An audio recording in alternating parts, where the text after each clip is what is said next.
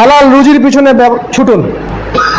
আমি বলবো আপনি যদি সবচেয়ে বড় একটা জব পান, এমন একটা জব যেখানে আপনার salary 2 lakh 3 lakh per month, কিন্তু সেটা হারাম, আর আপনার কাছে একটা অপশন থাকে যে অপশনের মধ্যে আপনি দিনে হয়তো 200 টাকা আর্ন করবেন, মাসে আপনি আপনার চলার জন্য 5,000 বা 6,000 টাকা আর্ন করবেন, আমি বলবো আপনি 5,000 টাকা গ্রহণ করুন। আপনি প্ল্যান বিতে চলে যান, প্ল্যান এ ছেড়ে দেন।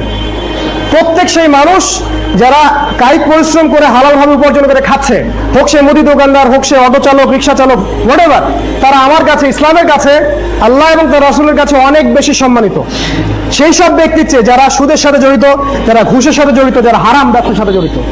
আল্লাহ, আল্লাহর কসম করে বলছি, আপনি যতই বড় চাকরি করেন, যত বড় ব্যবসায়ী করেন, যদি আপনার রুজির মধ্যে হারাম থাকে, আপনার ইবাদত আল্লাহর কাছে কবুল কখনো হবে না। আল্লাহ, আল্লাহর কসম করে বলছি। আল্লাহ রাব্বুল আলামিন বলেছেন, ইন্নাল্লাহা তাইয়্যিব লা ইউকবালু ইল্লা তাইয়্যিব। আল্লাহ রাব্বুল আলামিন পবিত্র, তিনি পবিত্র জিনিস ছাড়া কিছুই কবুল করেন না।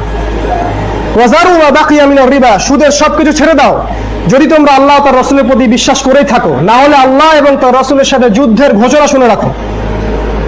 আল্লাহ বলেছেন সূরা বাকারা খুলে দেখুন, 276 নম্বর আয়াত, 277, 278 নম্বর আয়াত।